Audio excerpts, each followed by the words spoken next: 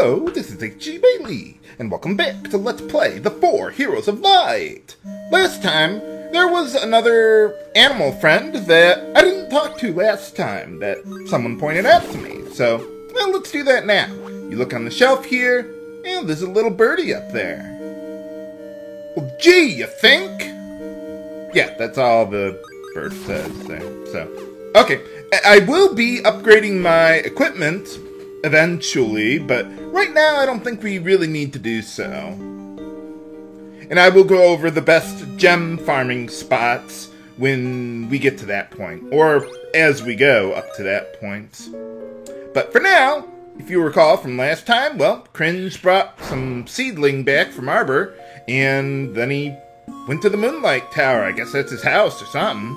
So, well, we gotta go back up there and find him again.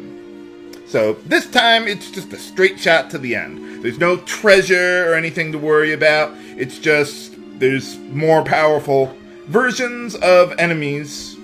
Some of them have different elemental weaknesses or resistances or whatnot. And, wow, 3 new enemies. Okay, the ghoul, the blue guy in the back there, yeah, they are weak to light. The cockatrice in the back is dead.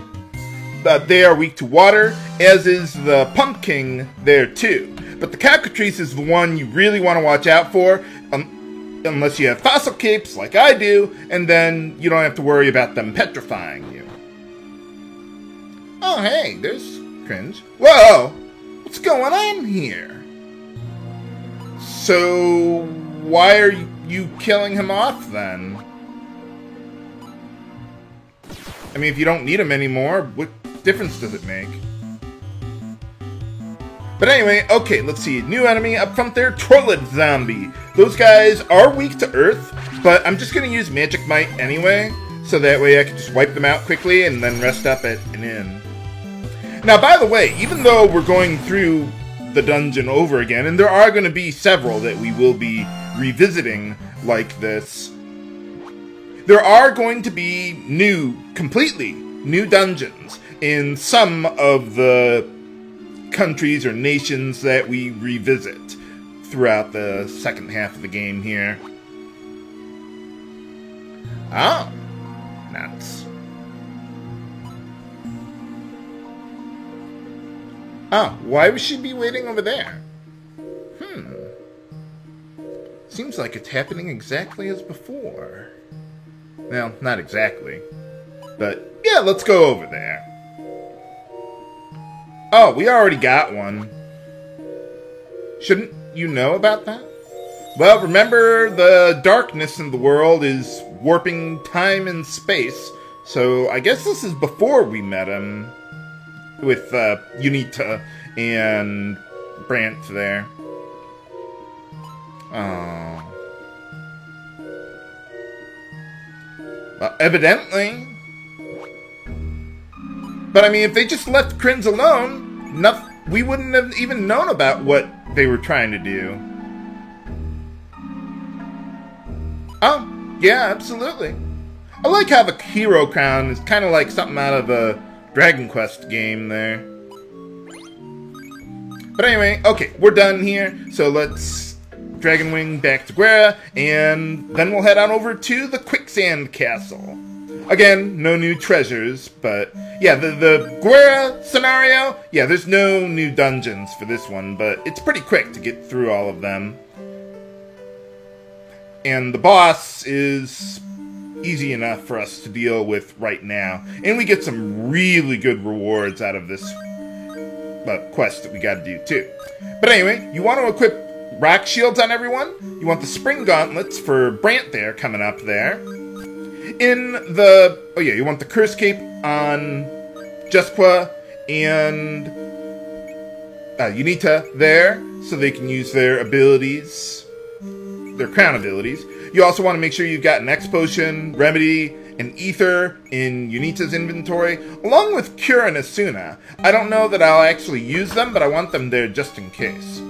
Now, Air, I want to have the Silence Cape, so that way she can actually cast her damaging spells against the boss. And you want to make sure you also have a Blizzara Tome to help you out. The reason why I had the flame shields equipped on everyone for the Moonlight Tower is because they have upgraded Buffle Helms there, and they can cast fire on your entire party. And there's actually quite a, let's see, no, not cockatrices. Oh, I guess it is just them. But yeah, that's why I had the flame shields there, because I thought that was a bigger threat than the physical attacks of enemies that are earth elemental. But anyway, yeah, just go back up the same way we came. We don't even have to do any of the switch puzzles that we did the first time around. And by the way, about the Quicksand Castle, this is my favorite place to farm emeralds if you're going to do some gem farming. I also think it's the best place to get topaz from, even though the Pirate Cave is more so the Topaz Dungeon. I like this one better because, let's see, there is one of those fish-type enemies in the Pirate Cave that has really high physical evasion, so I can't just wipe them out with Blade Blitz. So I like this area a little better for that. But anyway, yeah, let's equip all of our new accessories on everyone for different situations. Too bad I can't protect from everything. Oh well. But anyway, I also want to change up my job classes. Although, Brant will still be the same. I don't have anything better for him yet. But yeah, you definitely want all of the elemental abilities there for him. Or for Jusqua there. And same thing as usual with the Salve Maker. And I want Cure and Asuna on Unita. Not that I plan on using them, but because I'm going to have Air using Mirror, and I want to be... Or no, yeah. I want to... Well, what could happen is Dispensary could wear off at a really bad time. If I really need to cure someone, I want to have those tomes for later. And also, Salve Maker works very well with Air, because she'll have Mirror on everyone to block spells, but Unita's healing items will go right through that, as opposed to being a white mage. And of course you want Blizzara coming up here too. So, what are you doing here then, Guerra? Or King Guerra? You insolent fools! For boss time against King Guerra himself. Okay, so let's see. This fight is scripted. It'll end in 3 rounds, pretty much no matter what you do. So what I want to do is try to get everyone's AP as close to max by that point in time.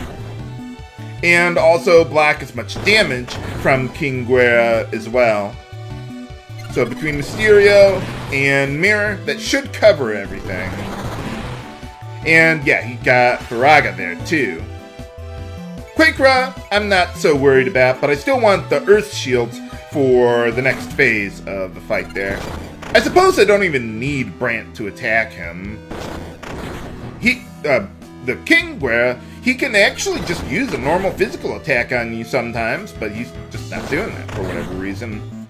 So I'll probably have everyone boost in the next round to get everyone ready, just in case. Try to minimize any potential damage he might be able to deal. Yeah, unfortunately with Mirror, you gotta sit through the spell animation twice there. I don't use Mirror too often, but in this case I think it's a necessity. Not for this part, but for the next part. Well, you only have like 500 HP. I suppose we could kill you if you wanted, but... Well, he doesn't even have an elemental weakness either. What do you mean, shining on him? Ah. But thou must! Yeah, I was gonna say, I wonder what happens if you say no.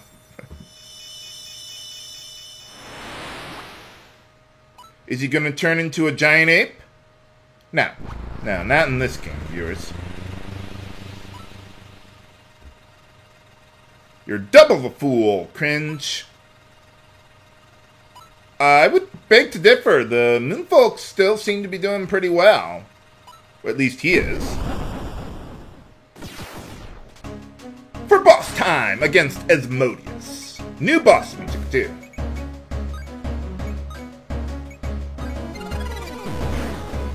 Yeah, kick ass!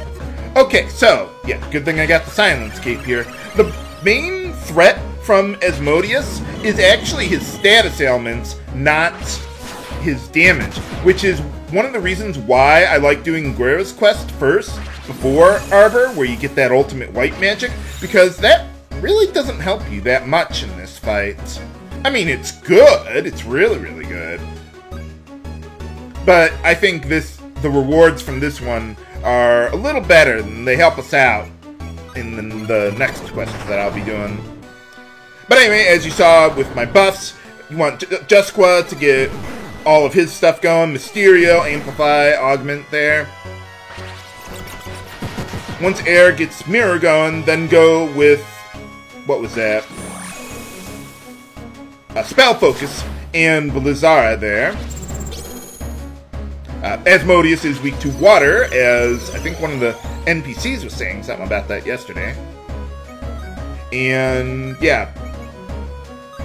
Now, what I want to do here is hopefully I can get Unita with the Ether to hit Air, because she's using all of her AP this round. But Air might be a little too slow.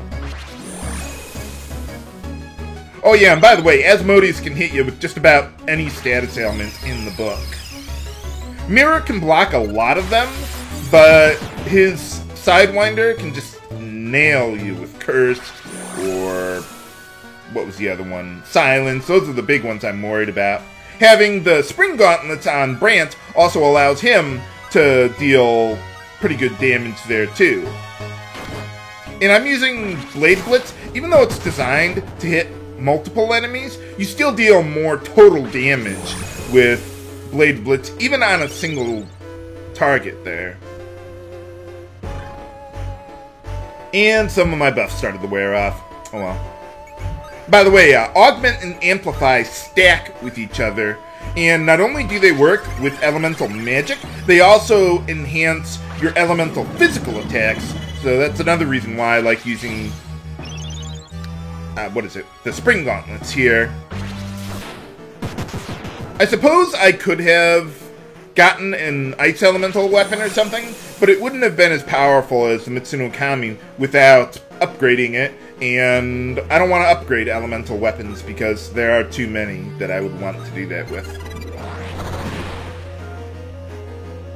Well, we've almost got him. Yeah, once you've gotten all of his heads, or snake heads, or whatever that was going on there, once you've gotten all those down, then you can go after Asmodeus himself. Boom, he's dead. Hooray!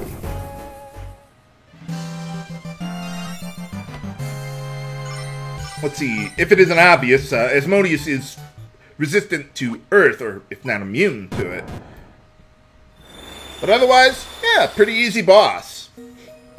Sometimes he can be really tricky if he just uses Sidewinder over and over and over again, and you can't heal from it because you got, like, confused or petrified or whatever. There's just nothing you can do about it right now. At least not without more preparations.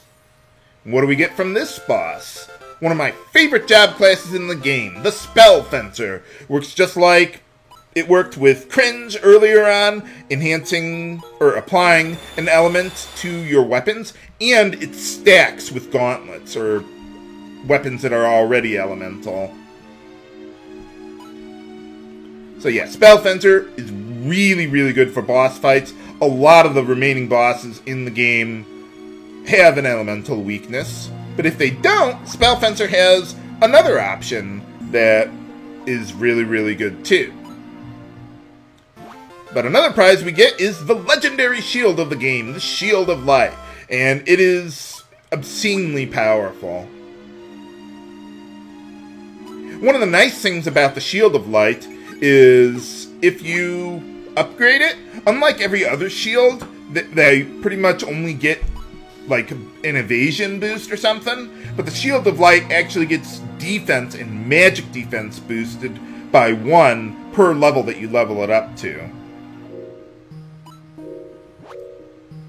So yeah, it's also good just for defensive purposes too, not just evasion like all the other shields. Oh. Yeah, I suppose. But anyway, well, we did get the shield there, so let's switch around, and let's give that to Unita there. Another nice thing about the Shield of Light, it nullifies all status ailments, so that's going to be really good on Unita there, being my healer.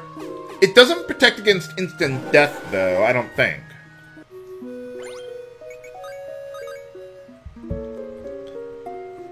If only there were an item that would protect us from instant death. But we don't have one. But anyway, okay, well, I wonder what happens if you try to go to the throne room there. I guess Asmodeus controlling King Guerra, that would explain why he banned all the water tomes in the kingdom. And he had all the other elements there too. Well, maybe not all of them, but he had some of them.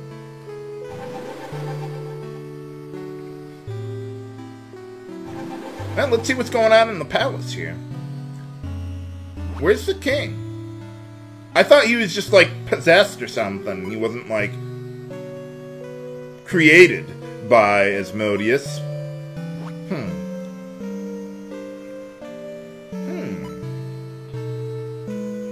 Well, yeah, if you haven't noticed, yeah, we're in the past, pretty much, everywhere. And we saved the day. All right. But I wonder how Arbor is doing in this time. Find out next time on Let's Play The 4 Heroes of Light. This is H.G. Bailey, signing off. Have a good day.